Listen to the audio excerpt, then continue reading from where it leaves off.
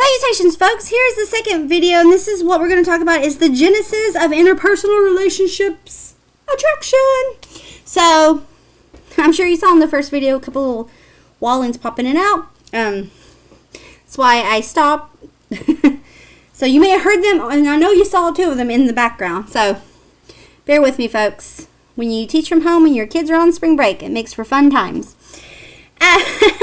So let's go ahead and talk about the genesis of interpersonal relationships. So interpersonal attraction is the degree to which you want to form or maintain an interpersonal relationship.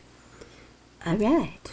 So basically that's, how intimate do you want to get?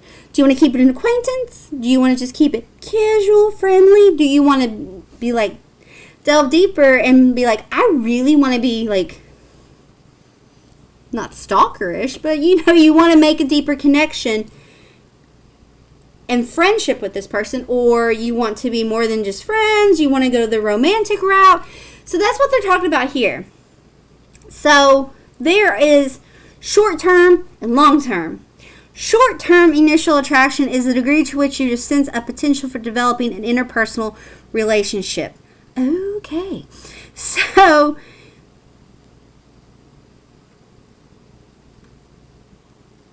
it might start off as circumstance, a classmate, someone on your team, someone in a club, someone you may work with. You're kind of there in the same world.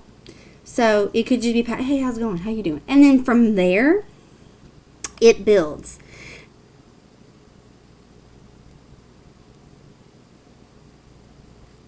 You can sense from there, you don't really foresee there being a much deeper connection than just the occasional acquaintance. Hey, how's it going? That's what they're talking about here.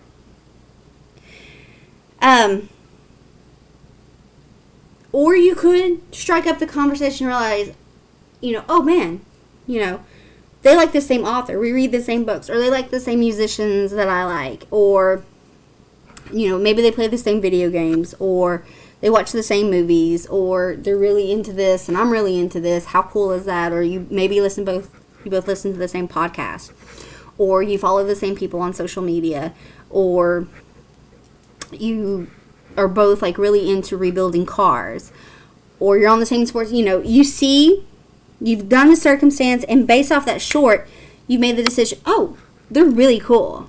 I really would like to hang out with them more. In the romantic phase is your talking phase or whatever it is. So then it moves into long-term maintenance attraction. And this is, the book tells us, degree of liking or positive feelings that motivate us to maintain or escalate a relationship. This is through communication, self-disclosure, continued interactions. We start learning more information about others, and it can either foster or engage us, entice us to want to create deeper bonds, or it can also tell us, I'm good. Diminished relationships. Little tidbit, side note, example from me. Many moons ago, there was a gentleman that I met, short term. I was oh, we're into a lot of the same things. We hung out with the same crowds, this, that, and that. But as I got to know them more, I was maybe this really isn't my cup of tea to develop a deeper relationship. And that was on me. But I was able to recognize, oh, hey,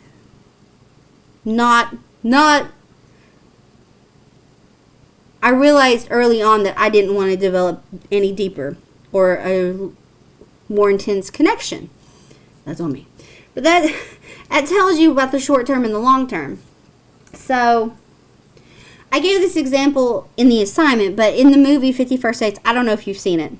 It's a little cute with Adam Sandler and Drew Barrymore. Well, the first initial meet between the characters, attraction is there, they're laughing, they're giggling, all is well in the world. Well, the second interaction, Lucy, Drew Barrymore's character, we discovered has a memory problem.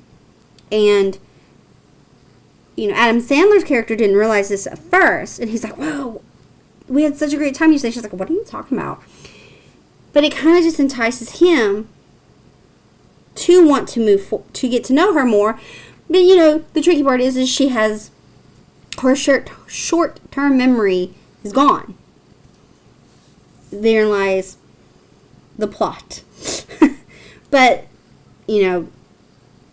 we pursue attractions beyond the initial interaction stage if we think they can or will yield us positive outcomes, and generally avoid or terminate relationships for which we predict negative outcomes. So in the beginning, if we think this isn't going to work, we generally won't continue forth. But if we think, oh man, this could I'm heard in romantic relationships, people like, they're the one. That's what I'm talking about here. Or that happens in friendships and work relationships too. May seem like a good idea at first, but as you delve deeper, maybe not so much. And then it talks about communication and attraction. Attraction and interpersonal communication are interdependent. Short-term initial attraction acts as the stepping stone for communication interpersonally. It prompts us to interact with others. So you have that short-term interaction and it makes you want to go forth. The resulting interpersonal communication provides additional information that might contribute to the long-term maintenance of the relationship.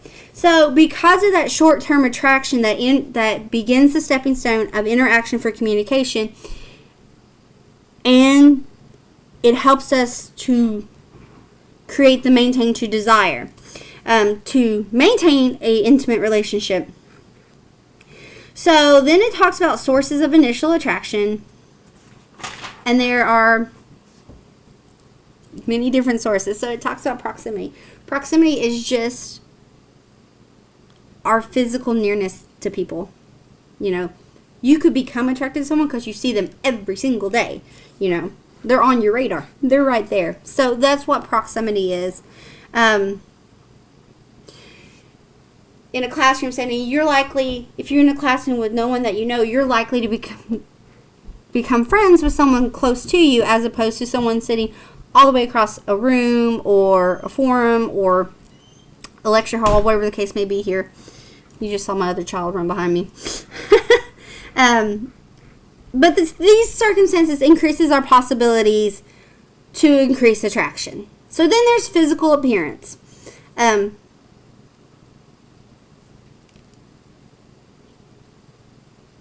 Physical appearance, this falls under our nonverbal cues because you can't really talk physical appearance.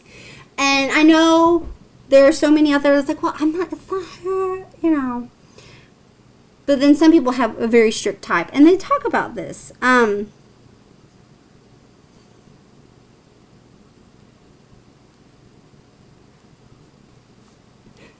to think of the best way to say this and it not sound crazy.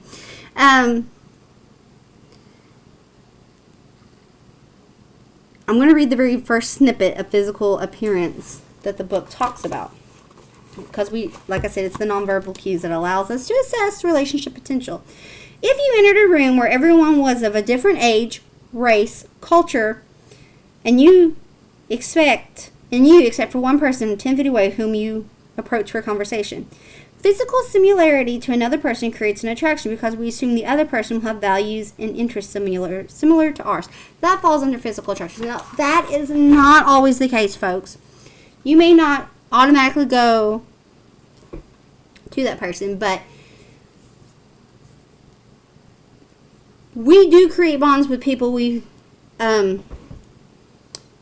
is appeasing to our physical, it's appeasing to us non-verbally with their physical appearance. Now, I'm sure you have heard people, or perhaps, everybody's like, well, I don't have a type, or I do have a type. And you hear people talk about the type. Some people are very much into, I only date tall ladies or tall gentlemen, or I only like the thick, I like the dad bods. I really love blonde hair. I love blue eyes. I love, olive skin. I really like if they're put together. I really like a slouchy. Oh man, I really like skater boys or skater girls, or I really like a rocker. I really like that preppy jock look. I'm just labeling very broad terms here, but that's what we're talking about here. Or the same with, and it's not just romantic relationships. Friendships can bond too. In high school, more example tidbit information about me, I dressed very much goth. All the black makeup, all the decorative eyeliner. Years later, they called that emo, but I was goth because it was the early 90s. Well, it wasn't early 90s. It was like late 90s. So, I am an elder goth. The makeup, the dark hair, the dark clothes. But I have very much a perky personality, and I've always had a perky personality, so I was like a perky goth. But I became friends when I entered high school with the goth group of kids. And they were mixed in with those who had bands.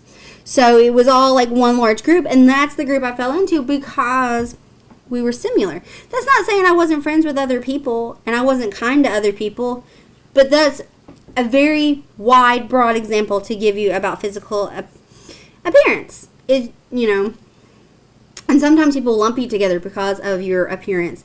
Okay, so we're going to put all the brunettes over there, all the redheads over there, all the, colored hair coalition over there. I just heard that on social media and I thought it was cute the way they were described. But that all falls under that as well. So let's move forward. So there's sources of both initial and long-term attraction. And those sources, so you have short-term and you have long-term. Sometimes you can think someone's attractive in the beginning, but then you get to know them and it's not really so much that cue. So there's competence, and this is the quality of being skilled, intelligent, charismatic, and credible. Charismatic people, oh my word, they can just reel you in with their charm and their demeanor.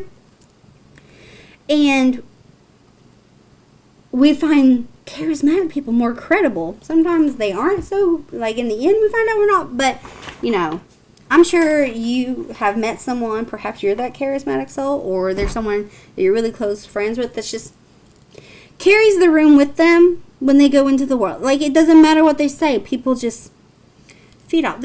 It's charismatic. A lot of past world leaders, politicians, heads of churches are charismatic. They can speak to the masses, and they're eloquent and just personable, and they're just, they attract people just from their charisma. Okay, the next is self-disclosure. And self-disclosure we've talked about. This is what's known to you but not to others, but becomes known to others because you choose to tell them. So in the beginning, it's things like your name, your age, maybe where you grew up, or where you went to school. Sometimes, depending on where you're from, I am from Eastern Kentucky. So sometimes it's like, in some cases it may be you are are your parents so-and-so? Mine, so your grandparents are so-and-so, or your older siblings this person, self-disclosure. And then as a relationship builds, as the intimacy deepens, self-disclosure becomes more. This then becomes, maybe you let people in on your true secrets, your hobbies, your desires, what you would really want to do. Like, well, this is what I'm doing now, but this is what I want. And if, depending on the kind of relationship it is, the information deepens. And it's also tit for tat. We disclose information in hopes of receiving some back because of self-disclosure going both ways. That helps create more intimate relationships. From that, it's the reciprocation of liking. The book tells us this is liking those who like us. That's pretty straightforward.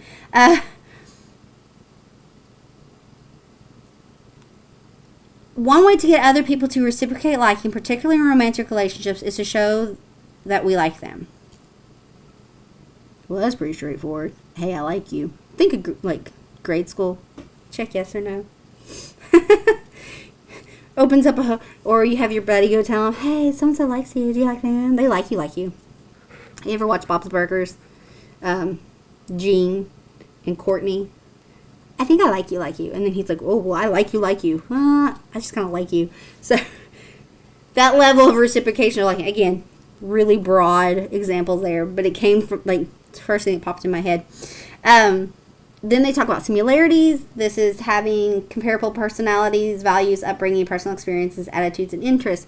So with attraction and stuff, attraction, and again, it's not just romantic, but it's also friendships and stuff. People that have similar interest in that you have. Perhaps you both like the same author. Perhaps you both attend the same church. Perhaps you both were raised similar, family values. Perhaps you both are really into romantic comedies or the horror genre, or you're into like Comic-Con world, or you're into graphic novels, or maybe something crazy happened in your past and they had this almost similar experience, because they talk about personal experiences. Or perhaps you became best friends with someone. Perhaps both of your parents, you grew up in homes that parents were divorced, and that was created a bonding experience because it was someone that could understand, get where you were coming from. So similarities, that's pretty straightforward. It's those who have interests and hobbies and experiences and values that are similar to our own, and that can create relationships. Then it talks about differences in complementary needs. So complementary needs is needs that match each partner, contributes something to the relationship that the other partner needs. We kind of talked about this before a few chapters back. Perhaps you're not so much of a neat freak, but you are with someone who's a neat freak, so it kind of meshes well and goes well together. It's appreciation of diversity, Perhaps you are someone who really loves to plan stuff, like, you know where you're going, you know what you're doing. I don't want to say a detailed itinerary, but you got a pretty good idea. And perhaps your best friend is someone that's like, we'll do what we do when we get there type situation. Those are complementary needs there. So that all falls under the genesis of, with attraction, of relationships. How it gets started. So I'm just going to kind of roll into stages of interpersonal relationship. So there's the relational development. The book tells us this is the movement of relationships from one stage to another, either toward or away from greater intimacy. So this is where do we maintain, get deeper, or do we go our separate paths and call it peace, peace out. So relational escalation, this is the movement of the relationship toward intimacy through the 5 stages. And the 5 stages, which we'll break down even more, there is pre-interaction, awareness, acquaintance, exploration, intensification, and intimacy. I don't know how many fingers I stuck up, but there's supposed to be 5. So, this is through verbal, nonverbal, all that falls into this, that moves us through the stages. So, there's pre-interaction awareness stage. This is like the stage where there's passive strategies to gain information and form initial impressions by observing. So you don't really know them. This is the stage where you're getting it. You kind of want to get to know them, so you're gathering information. It could be you're talking to others, you're kind of just observing, you're checking out social media, whatever the case may be here. So that all falls under that. During this stage, one person might signal that their openness to being approached by the other. So nonverbal cues would be like smiling or making eye contact, but they can be misread. Misreading will be failure at the next stage. So the next one is acquaintance stage, and this is the stage where a positive impression was made during the first stage. And this motivates us to interact more. So, although you might choose to interact with someone without that pre-interaction stage, in either case, the very first interaction begins with the acquaintance stage. This is where you stick to safe and superficial conversations and present a public self to others. So this is the, hey, how are you? This is my name. Perhaps if you're in school together, you're talking about your degrees or maybe teachers that you have, or pretty safe. Oh, have you seen this new film? Oh, no. Well, did you see this happen? Da-da-da. That's what we're talking. It's safe conversation. We're not disclosing deep, dark secrets. We're not there yet. Introductions, or during this phase, introductions is just, it's a substage of this area. And it's where you pretty much just interact in routine and basic information is shared. Hey, how's it going? Introduction to the beginning of the semester. When I introduce myself, my educational background, how long I've been with ACTC, and a little information about myself is that I do have kids, my Wallings, random things about myself that everybody knows. There's also a second substation here called Banter, and Banter is casual banter, excuse me. It's the impersonal topics are discussed, but very limited personal information is shared. So this can be information on the weather, current events, common experiences, like what happened in class today or what happened out in the world today. Perhaps that everybody knows, or if you're at work, this happened at the last company meeting, or the meeting at work, whatever the case may be here. It's just common, casual information. Like, I woke up today and all that was on social media was the slap heard across the world when Will Smith slapped Chris Rock. And everybody's opinions and all the different videos and all the, the news articles that came with them. So that would be casual banter because it's happening. It's now. Then we move into the next stage. So we've went through the pre-interaction awareness, acquaintance, and now is the exploration stage. This is where you decide to go to the next level of intimacy. This is where you begin to share more in-depth information about ourselves. And during this stage, communication becomes a little easier because we've gotten to know each other, and there are a large amount of low-risk disclosure. Now we can start getting a little deeper with our hobbies and our interests and stuff like that, where we grew up. But we still have limited physical contact. We're not like, hi.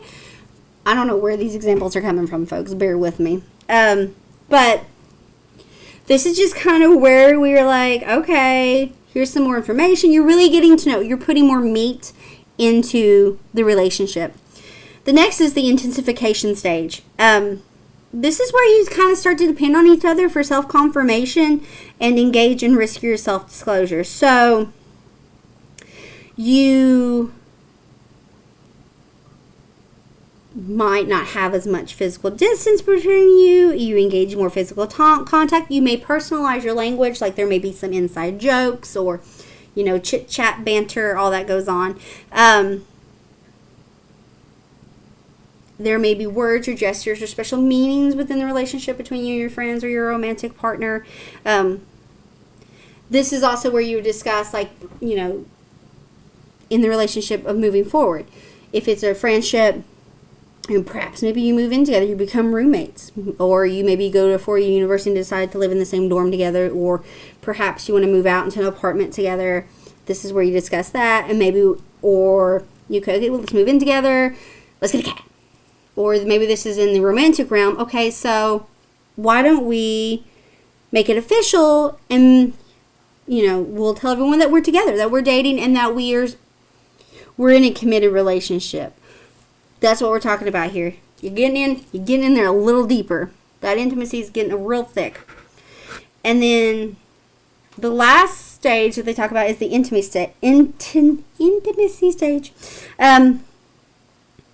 The intimacy stage, this is where you confirm and accept each other's sense of self, and communication is highly personalized and synchronized.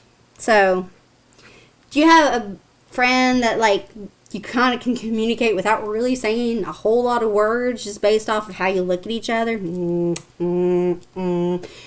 Again, please excuse my really random facial expressions in this video. Like I said, you develop more language code, you rely more on nonverbal cues.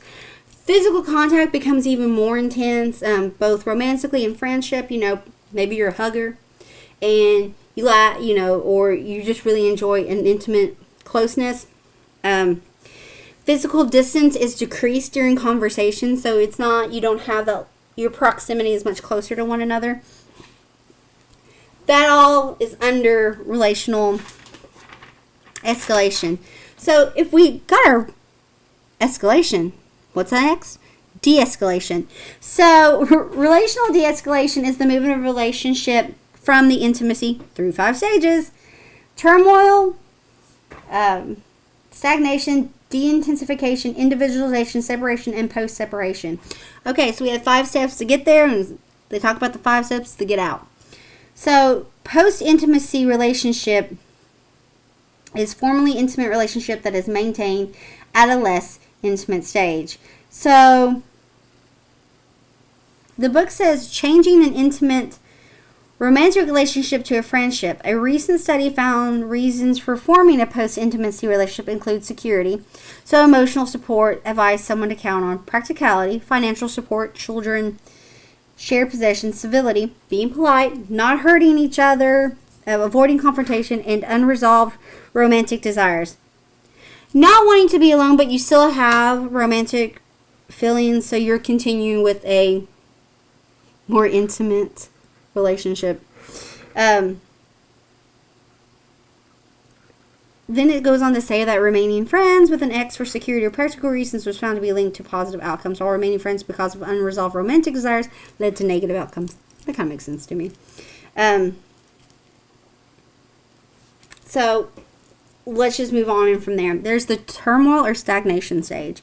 This is the first stage of a relational de-escalation. Its turmoil involves an increase in coercive conflict, use of negative tactics, and unequal outcomes.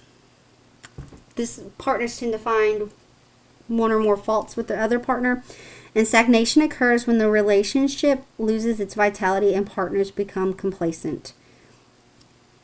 Basically, when they become bored with one another, is what the book tells us. Communication and physical contact lessens almost abrupt. I don't want to say abruptly.